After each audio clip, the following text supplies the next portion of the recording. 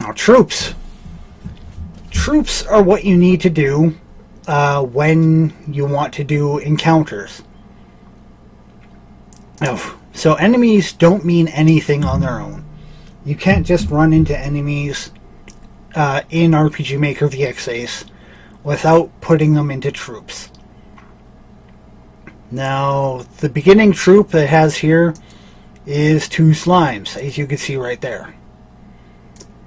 Now, to make a troop,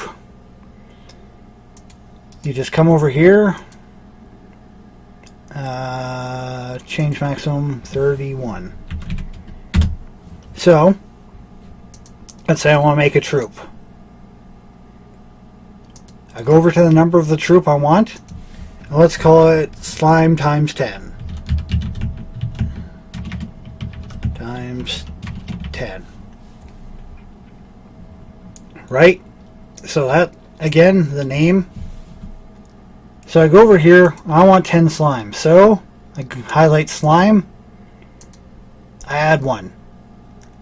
Now there's a little boundary box right here.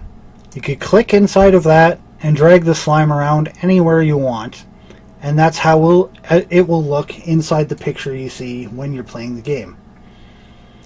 So I want 10 slimes. So 2, 3, 4, 5, 6, 7, 8, 9. Oh, I guess 8 is the maximum for slime. So let's rename this to slime times 8. Now we have 8 slimes piled up right here. So let's move some around.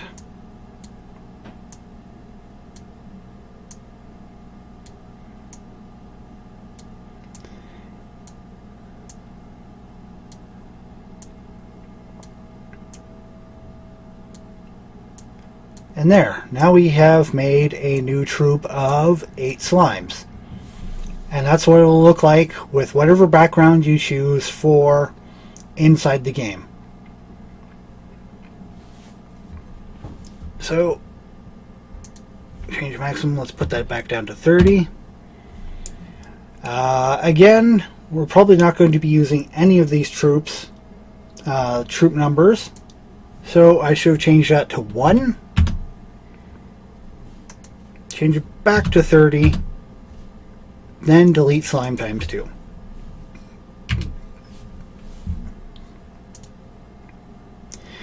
Now, states. States are status effects, essentially, in RPG Maker. What happens with states is it's an effect that overrides what your character can do. So, State 1 is death.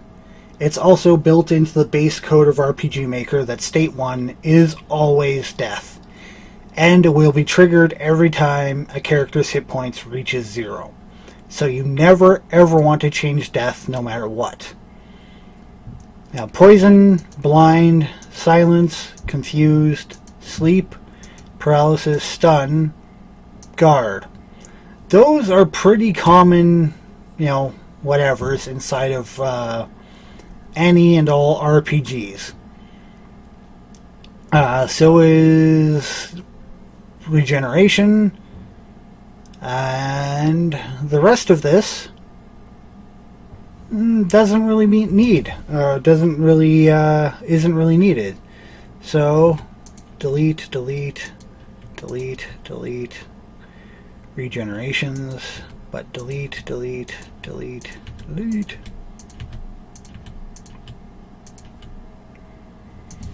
It's a copy, paste, copy, paste, copy, paste. Now, change maximum, 12. Done. Change maximum again to 20. We could fill in some more later. But, just like skills, these things have different meanings. So name whatever you want, just like everything else. The icon is from that big list. Restrictions.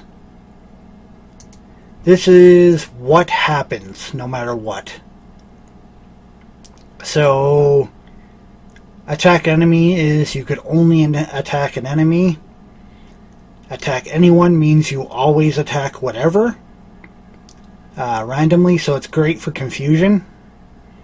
Attack an ally, again, it's you could only attack allies. And cannot move means you do nothing.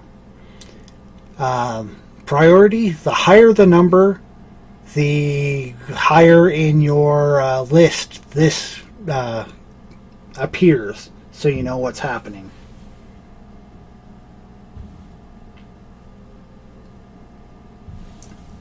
Oh, yes, I do think you told me your name before, Crazy, but I don't remember it. Sorry. Crazy Stars just asked me if she ever told me her real name the second time.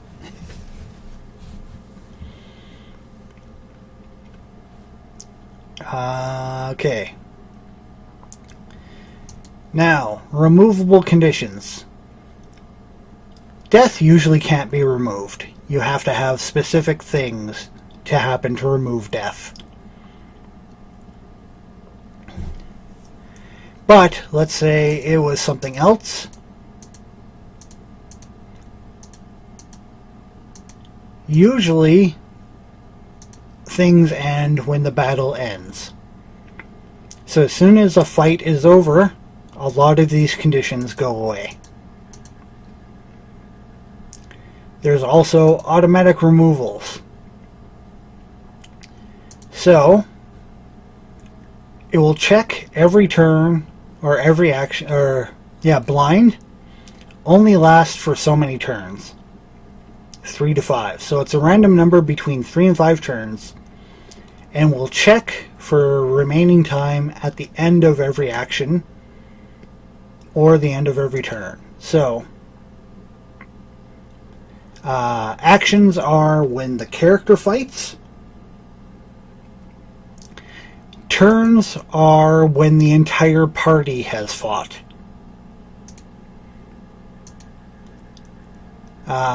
Damage, so if you click this, if you have, this is the percent of which it has a chance of being removed. So if being punched in the face cures blindness 100% of the time, that's what you would check this off and put 100%. If being punched in the face only has a 10% chance of curing blindness, then you change it to 10. Again, it's just by damage. Remove by walking. So if you can heal your eyes by just walking it off, how many steps you need to take before it just goes away. That's great for things like poison. I guess this poison doesn't have it set up. But, yeah. If you want to remove poison just by walking it off, you'd set it to however many steps you want. What it says when you die, or when the item happens. So, when the act or when the actor falls into the state. So any actor, player, or NPC, as soon as their hit points reaches 0, they have been killed or has been slain. When it goes away, they have been revived. When an enemy falls into the state, is slain. Yeah. When the state remains, this is if it's persistent. So let's say blind. I guess, let's see if there is an example. There we go. So sleeping. So while you're still sleeping, if your turn comes by, the target is sleeping. So Pikachu is sleeping. Yeah, that's exactly what that means. And the parameters are determined by you. So poison. So what this means in poison, if you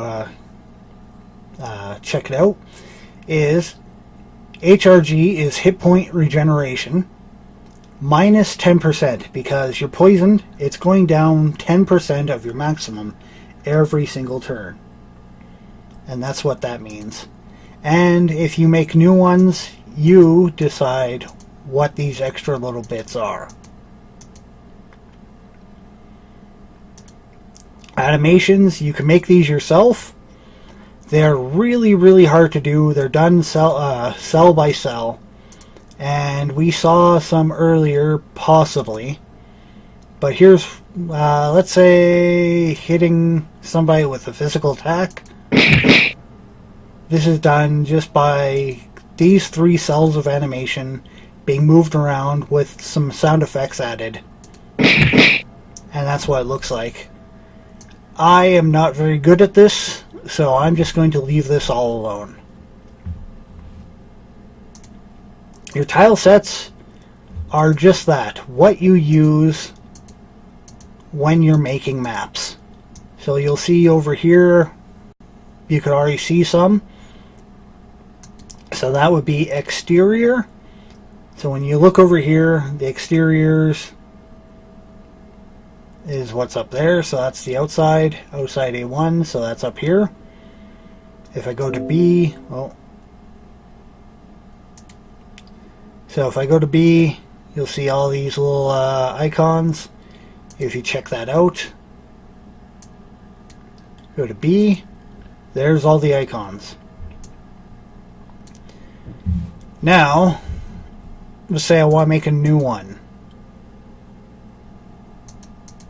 I guess I have to change maximum to make a new one. So I want to make a custom one now. So I go over here. So A1 will be this one. Just for shits and giggles. So you'll see that. It'll pop up here.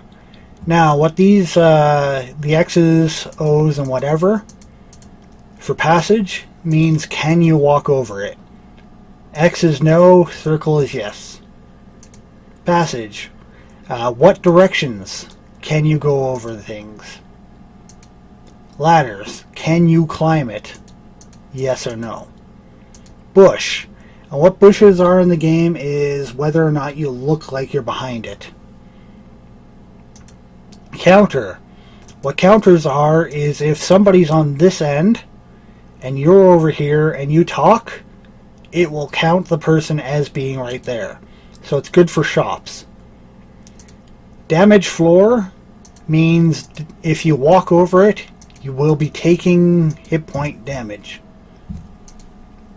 And terrain tags are something I never use, but they're for calling specific events or, you know, certain actions to happen based on its number. And that's what this one is all about. So I'm going to change this back to 4 because I don't plan on doing anything special just yet anyway. Common events are basic things that you could call up at any time for whatever reason. Let's say you want certain things to be able to happen all the time. You could create an event that you could just call up inside of other events just to make it easier. So let's say you have one that's go to sleep. You choose sleep. You go into your normal event. You choose call up common event.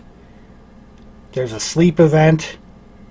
The reason I'm saying sleep events here is because I plan on doing an event that changes how sleep works inside of this game. But we'll get into that when we start building. System. Now this is where you change the game itself. So the game's name is Christmas Caper. Now let's say currency unit. I don't want to use G because G usually stands for gold.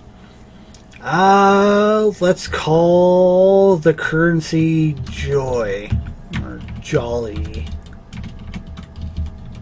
I don't know. Cheer. Christmas cheer. Yeah, that's what Santa Claus spends. So, instead of getting gold pieces, whenever you kill a monster or collect gold or spend gold, you are spending Christmas